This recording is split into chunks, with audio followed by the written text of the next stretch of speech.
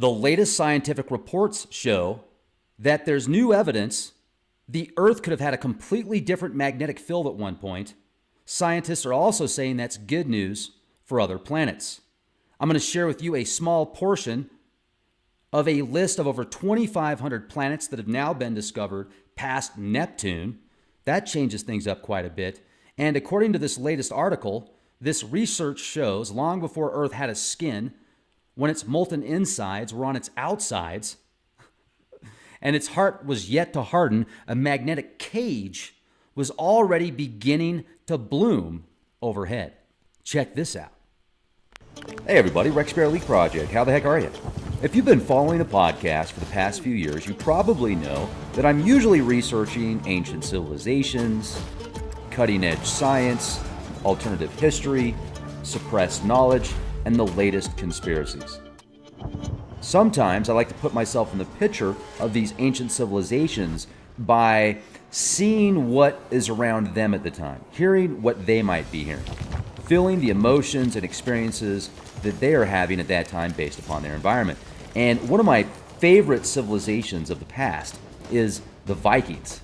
Great TV series, and I just came across this awesome new mobile game called Vikings War of Clans. Actually, this is my clan right here, and it reminds me of the older 90s RPG games, but with a lot better graphics.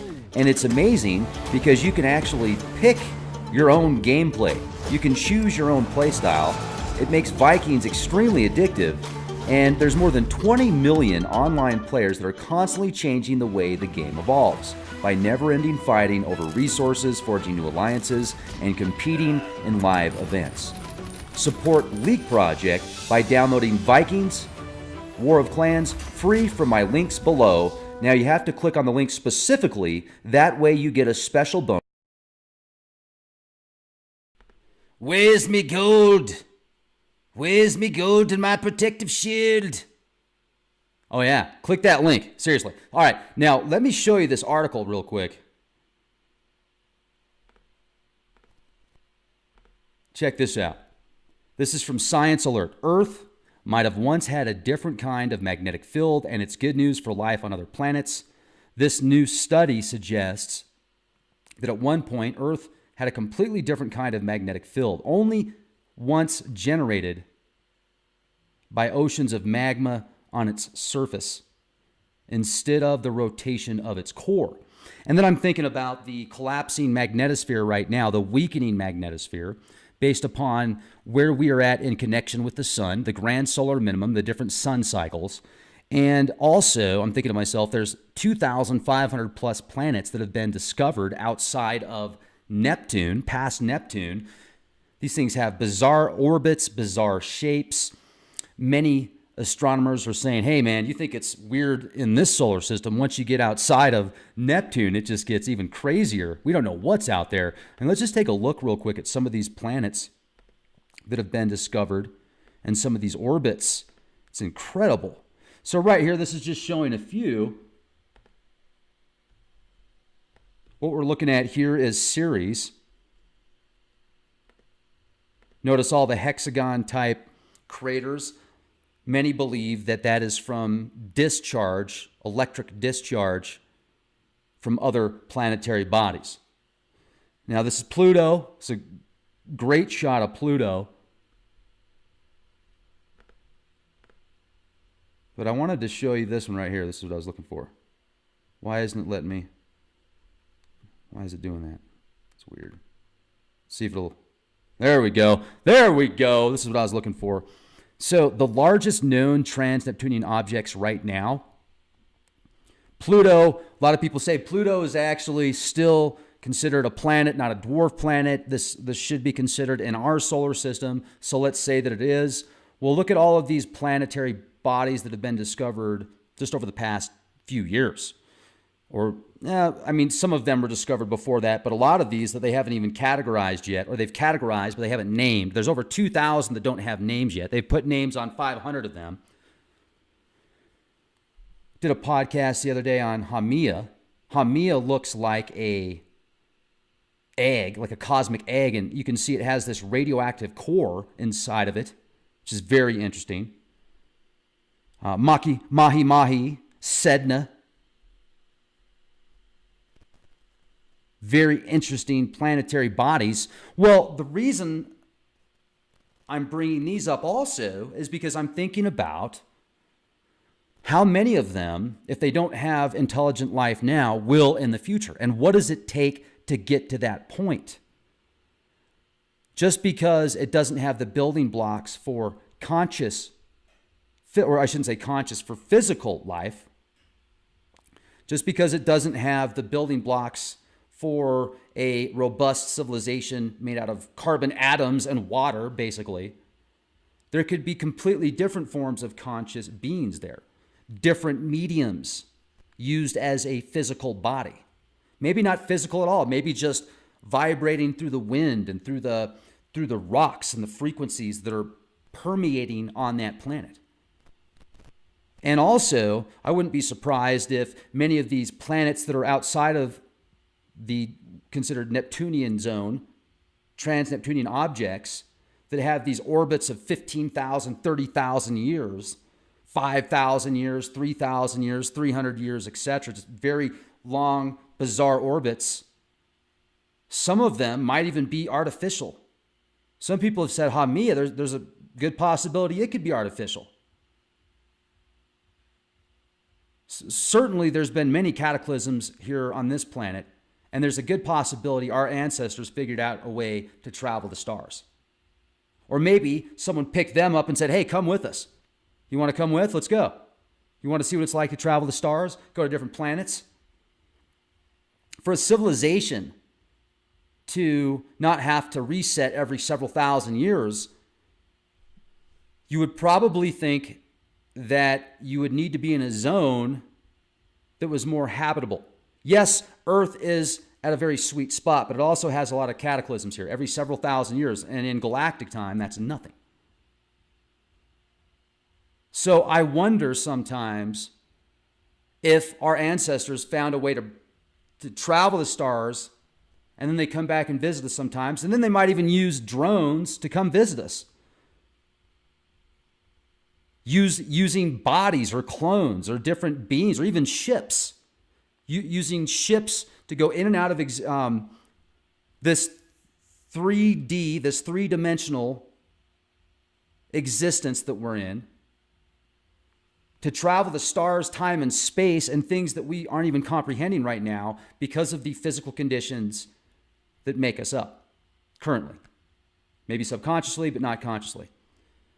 And I think that in the next 10, 20 years, with all of this data that's flowing out, and it seems like there's a whole bunch of different beings that are attempting to create a soft disclosure. And there's a lot of factions that are, attempting to hide that or to say, no, it's not real. It's swamp gas. It's Venus. It's a reflection from a refraction, which equals a reflection. Create the two words together, merge them together. What was that HBO series like 30 years ago where they used to make up words? And oh yeah, I get that. The merge words together. It's kind of like that. But anyway, I've thought in the past that they might, when I say they, I'm referring to those that control the media, that control what information we see for the most part, that control the way most people think, that control what most people purchase, that control what most people consume, that control in many ways what most people do based upon the programming from before birth, from pre-birth, like even your parents, your parents' parents, your parents' parents' parents, etc., your parents' parents' parents' parents. Shazbot style. Cosmic Shazbot. It's the cosmic Shazbot. I think that there's a good chance now, my mind's starting to change on this. I don't know if it's going to be the disclosure the way that many people expect it to be, but it seems to me that there's enough movement right now that these beings might start presenting themselves to more people on a regular basis, and it might get to be too much for the media to hide, and they might be like, you know what, let's just go with it now. Now's the time. And with that said, the MFers are usually a step ahead. So they usually know when those trends appear and when things happen. They're already one step ahead of most people. No question. They show it time and time and time again. You know, I'm thinking about the Vikings for a minute. And I'm thinking about their mindset, at least what we're portrayed about. And the Nordic gods, Odin, and what Odin did to save the world. He sacrificed his own eye for higher knowledge to save the world. And the torture and the suffering that he had to go through for, I've heard different times, different timelines, and different amounts of time that he had to suffer, it was certainly a warrior tribe. They were very, it's like survival of the fittest, a lot more physical aspect, and their technologies. I mean, certainly their boats they're also very intelligent, because the boats and the vessels that they were creating to go pillage and conquer, etc.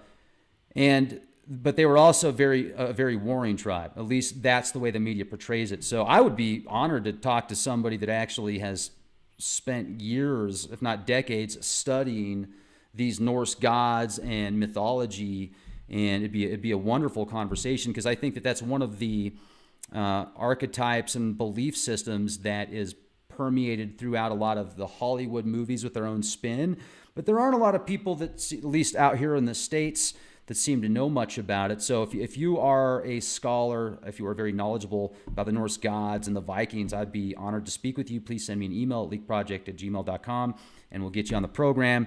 And I've had some amazing people reach out to me recently, folks, that are going to be guests on the program hopefully soon.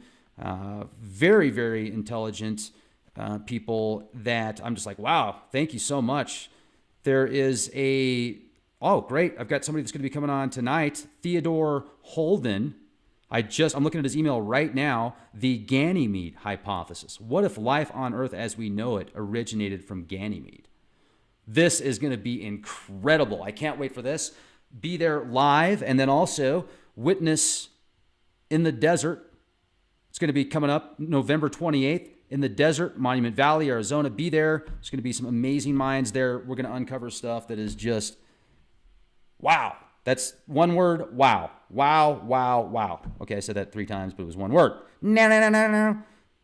I got to go get something to munch on here. I haven't been eating much the past few days. I've been doing so much research. I've been kind of not really fasting, but going back to my roots. I'm going to spend more time on physical exercise. I've been kind of slacking a little bit on that department because I've been just pumping out so many podcasts, but we'll figure it out. I'm digressing.